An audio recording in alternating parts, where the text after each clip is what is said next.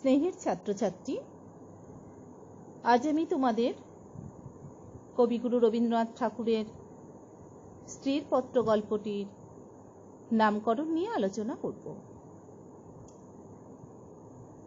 গল্প, উপন্যাস, নাটক প্রভৃতির নামকরণের ক্ষেত্রে রবীন্দ্রনাথ সবসময় সজাগ ছিলেন। নানা ভাবনা চিন্তা করে তিনি নামকরণ করে থাকেন। আলোচ্য স্ত্রীর পত্র গল্পটিও তার ব্যতিক্রম নয়। তবে লেখক স্ত্রীর পত্রের নামকরণে কোনো অস্পষ্টতা রাখেননি। 1321 বঙ্গাব্দের একজন স্ত্রী তার স্বামীকে কি মর্মান্তিক স্পষ্ট ভাষণে ঋদ্ধ বুদ্ধির প্রখরতার সঙ্গে সংযুক্ত করে চিঠি পাঠাতে পারে, সেটাই আশ্চর্যের বিষয়। সমকালীন সমাজ ব্যবস্থায় বাংলাদেশে পতি অর্থাৎ স্বামী নির্দেশিত পথই গৃহবধূদের গ্রহণযোগ্য ছিল। শ্বশুর বাড়ির মানধাতার আমল থেকে প্রচলিত নিয়মাবলী অবশ্য পালনীয় ছিল, কিন্তু ব্যতিক্রমী নিয়ম। বিশেষত রবীন্দ্রনাথের কাঙ্ক্ষিত এমন একটি নারী সমাজ যা প্রতিস্পর্ধী হতে পারে তৎকালীন পুরুষ শাসিত সমাজের। সুপ্রাচীন কাল থেকে ভারতীয় নারীরা, বিশেষ করে গার্গী, মৈত্রেয়ী, লোপামুদ্রা, পুরুষ আশ্রিত পাণ্ডিত্যের সভায় একজন নারী স্পর্ধা ভরে বলতে পেরেছেন, জেনাহং নমৃতা শ্যাম তেনাং কিং কুর্যাম, অর্থাৎ যে অমৃতরূপ ঈশ্বরের নাম নিতে পারে তার আর কি হতে পারে। অমৃতের পরিবর্তিত রূপ এখানে মুক্তি হতে পারে।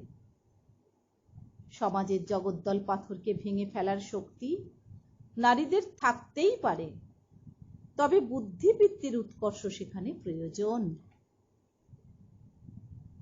ছোটবেলা থেকেই মৃণাল বেশ বুদ্ধিমতী ছিল, আর এ কারণেই তার মা মৃণালকে নিয়ে দুশ্চিন্তা করত।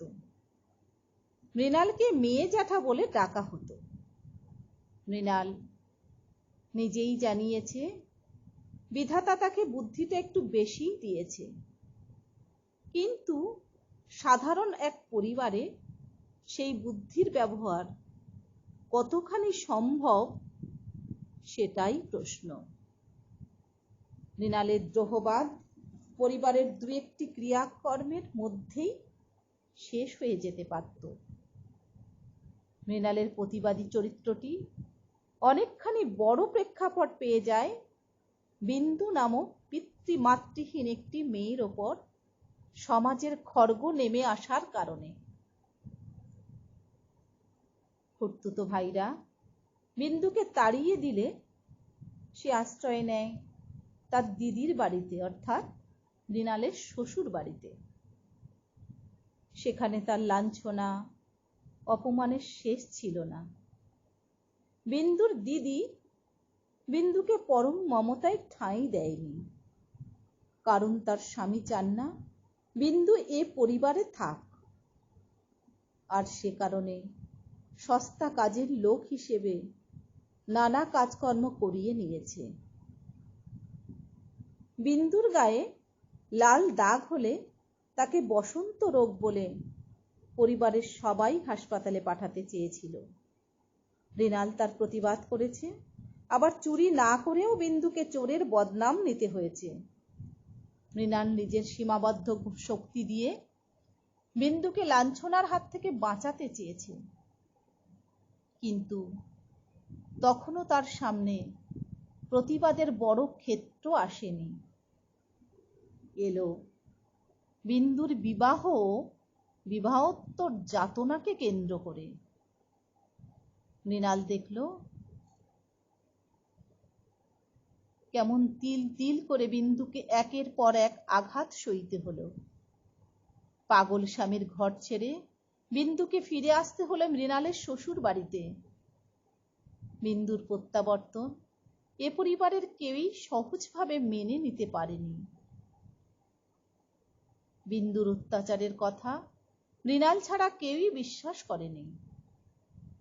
বিন্দুর ভাসুর বিন্দুকে নিতে এলে মৃণাল প্রতিবাদ করেছে। ভালোবাসার একমাত্র পাত্রীকে তার জন্য গঞ্জনা সহ্য করতে হবে বলে বিন্দু ভাসুরের কাছে নিজেকে সমর্পণ করে দেয়। তবু শেষ রক্ষা হলো না, আবার তাকে পালাতে হলো নিজের খুড়তুতো ভাইদের কাছে। তারাও জোর করে বিন্দুকে শ্বশুর গৃহে পাঠায়। আর এর পরিণতি নিজের কাপড়ে আগুন লাগিয়ে মুক্তির পারাপারে পৌঁছে যাওয়া। মৃণাল বিন্দুকে কথা দিয়েছিল তাকে কোনোদিনও ভুলবে না। সে কথা শেষ পর্যন্ত রক্ষা করার চেষ্টাও করেছিল মৃণাল, কিন্তু সফল কাম হলো না। মৃণাল বুঝতে পারল এ সমাজ, এ সংসার নারী হত্যার অন্ধকূপ। নিজের বুদ্ধি শক্তির ওপর না দাঁড়াতে পারলে নারীদের মুক্তি নেই। মৃণাল তার স্বামীকে আঙুল দিয়ে একথাই বোঝাতে চাইল। পারিবারিক হট্টগোলের মধ্যে মৃণাল যে কথা বলতে পারেনি, প্রকৃতির উদার ক্ষেত্রে দাঁড়িয়ে সে কথাই বলতে চেয়েছে স্বামীকে। যে সমাজ সংসারে স্বামীরা প্রভু হিসাবে অধিষ্ঠিত, কর্তব্য কর্মে তারা সে স্থান ধরে রাখে না। মৃণালের মতো নারীরা তা সহজে মেনে নিতে পারে না। বিন্দুকে পরিবারের সবাই দেখেছে, কিন্তু কেউই বিন্দুর জীবন যন্ত্রণাকে বোঝবার চেষ্টা করেনি। না মৃণালের স্বামী, ভাসুর, বড়জা, কেউই না। সবাই জগদ্দল সমাজের প্রতিনিধি। মৃণালের স্বামী তার সংসারের প্রভু, কিন্তু অফিসে গোলামি করেই জীবন পাত করে। বিন্দু বা মৃণালের মতো নারীদের মন দিয়ে দেখার সুযোগ কোনোদিন পাননি। আর এটা বোঝাবার জন্যেই মৃণালের এই পত্র লেখা। পত্রটি শুরু করেছে শ্রীচরণ কমলেশু দিয়ে, আর শেষ করেছে তোমাদের চরণ তলাশ্রয় ছিন্ন দিয়ে। চরণতলের আশ্রয় বলতে স্বামী, পরিবার, সমাজ, সংসার সমস্ত আশ্রয়ের কথাই বলা হয়েছে। আর এই আশ্রয় থেকে মুক্ত জীবনের উল্লাসে নারী সমাজকে পৌঁছে দিয়েছেন মৃণাল। সবশেষে আমরা অকপটে বলতে পারি স্ত্রীর পত্রের নামকরণটি সার্থক ও সুসঙ্গত হয়েছে। এবারে স্ত্রীর পত্র গল্পটির গঠন কৌশল নিয়ে সংক্ষেপে আলোচনা করব। রবীন্দ্রনাথের স্ত্রীর পত্র গল্পটির গঠন কৌশল স্বতন্ত্র রূপে প্রকাশিত হয়েছে। একটি পত্র রচনার মাধ্যমে একটি নারী তার স্বামীকে তার হৃদয়ানুভূতি, ভাবনা চিন্তা, মানসিক উদ্বেগ, অপ্রিয় সত্য ভাষণ অবলীলায় জানিয়েছেন। এর মধ্যেই বিভিন্ন চরিত্রের আবির্ভাব ঘটেছে। তারা নিজ নিজ কর্তব্য সমাপ্ত করে আবার যবনিকার অন্তরালে প্রবেশ করেছে। বস্তুত গল্পটির সমগ্র কাহিনী একটি চিঠির আকারে পরিবেশিত। রবীন্দ্রনাথ তার গল্প রচনায় দ্বিতীয় পর্যায়ে এই গল্পটি রচনা করেন। প্রমথ চৌধুরী সম্পাদিত ও প্রকাশিত সবুজপত্রের 1321 বঙ্গাব্দের শ্রাবণ সংখ্যায় আলোচ্য গল্পটি প্রকাশিত হয়। পৌরত্বের সীমায় উত্তীর্ণ হয়ে কবি জগৎ ও জীবনকে আরো রসঘন করে দেখেছেন। সমাজে নারীর স্থান সম্পর্কে তিনি চিন্তাও করেছেন। রবীন্দ্রনাথ শুধু কবি ছিলেন না, তিনি কবি মনীষী। প্রথম গল্প থেকে তার কাব্য কবিতাতেও গভীর উপলব্ধির ফলে কবি মনীষার অচ্ছেদ্য পরিণয় বন্ধন ঘটেছিল। প্রভাত সঙ্গীতের অনন্ত জীবন, অনন্ত মরণ কবিতায় কবির এই দ্বৈত সত্তা, অদ্বৈত স্বভাবের প্রথম সংশয়হীন প্রকাশ ঘটল। পরবর্তী অধ্যায়ে সোনার তরী চিত্রাকাব্যে যে কবি মনীষা জ্ঞানপথের পথিক নৈবেদ্য যুগে সে পথ পরিবর্তন করে আধ্যাত্মিক ভাবনা ও চিন্তার অভিমুখী হয়েছে। সবুজপত্র যুগের গল্পগুলি বলাকা কাব্যরীতির সমসাময়িক। সেকালের জ্ঞান, বিজ্ঞান, দর্শন, আধ্যাত্মিকতা সকল পথ ঘুরে কবির উপলব্ধির তরণী জীবনের ঘাটে ঘাটে এবার পরিণতির তীর্থ মন্দিরের অভিমুখী হয়েছে। বস্তুত এখানে কবি মনীষা অখণ্ডতম উপলব্ধির সঙ্গে সম্মিলিত হয়েছে। স্বভাবতই রীতি, আঙ্গিক, গল্পকথন, শিল্পবিন্যাস, প্লট রচনা, চরিত্র সৃষ্টি এবং এক চরিত্রের সঙ্গে অন্য চরিত্রের সংঘাত ও দ্বন্দ্বজনিত পরিবেশ সৃষ্টিতে রবীন্দ্রনাথ একসময় সমুন্নতির শীর্ষে আরোহণ করেছেন। আবার গল্পের প্লট নির্মাণে বিবিধ পদ্ধতিও তিনি অবলম্বন করেছেন। আলোচ্য স্ত্রীপত্র গল্পে রবীন্দ্রনাথ অনুরূপভাবে পত্র রচনার আকারে মূল নারী চরিত্রের মানসিক ধ্যান ধারণা, উপলব্ধি ইত্যাদি গভীর সমবেদনার সঙ্গে চিত্রিত করেছেন। প্রথম পর্যায়ের গল্পে রবীন্দ্রনাথ নানা সমস্যার উত্থাপন করেছেন। যেমন নষ্ট নীড়ে দেখি চারুলতার গভীরতর সমস্যার কোনো সমাধান নেই। কেবল একটি ব্যাকুল প্রশ্ন জিজ্ঞাসার মাধ্যমে গল্পের সমাপ্তি। কিন্তু তুলনায় স্ত্রীর পত্র গল্পে সমস্যা থেকে বেরিয়ে এসেছে মৃণাল। শুধু তাই নয়, প্রচলিত সংস্কারের বিরুদ্ধে সে বিদ্রোহ করেছে এবং এই বিদ্রোহ পরিণতি লাভ করেছে সকল মোহমুক্তির মাধ্যমে।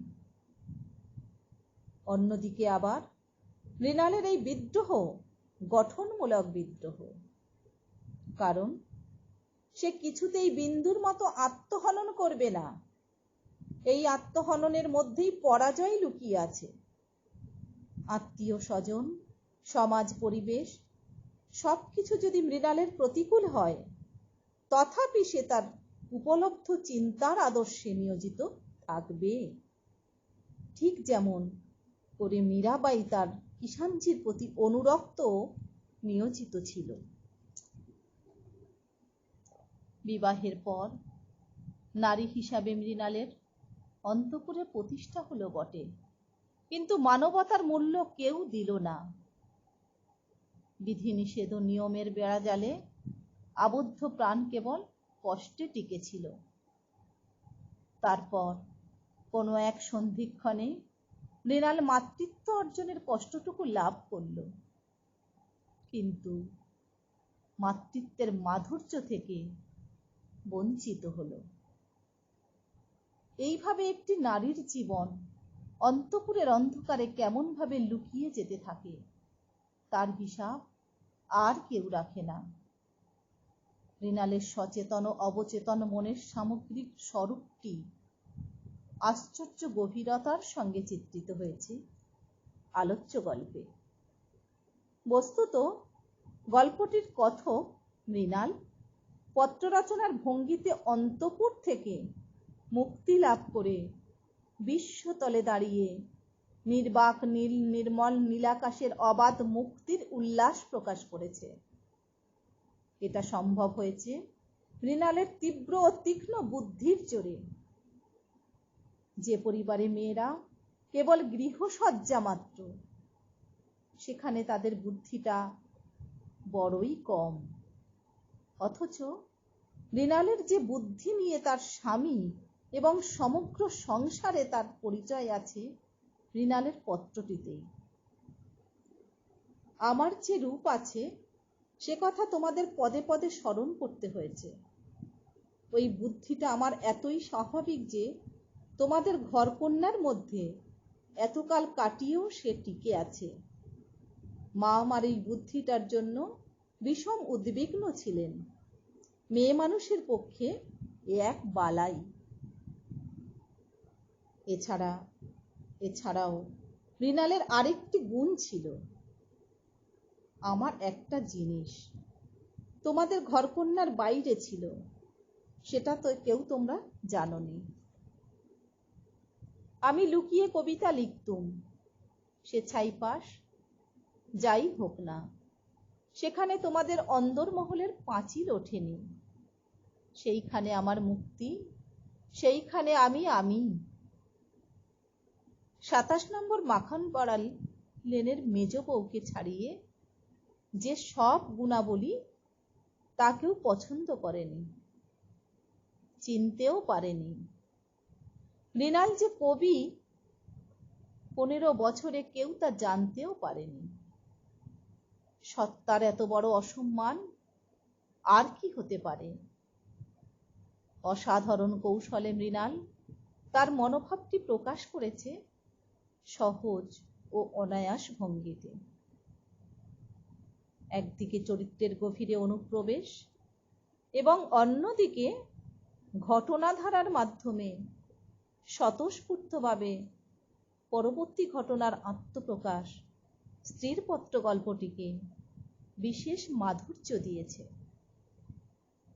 পত্র রচনার মনোরম শৈলী এর একমাত্র কারণ। অতএব স্ত্রীর পত্র গল্পটিতে রবীন্দ্রনাথ যে অসাধারণ শিল্প কৌশলের পরিচয় দিয়েছেন, যার জন্য কেন্দ্রীয় চরিত্র মৃণাল আমাদের কাছে আশ্চর্য স্পষ্টতা লাভ করে শ্রদ্ধেয়া হয়ে উঠেছে।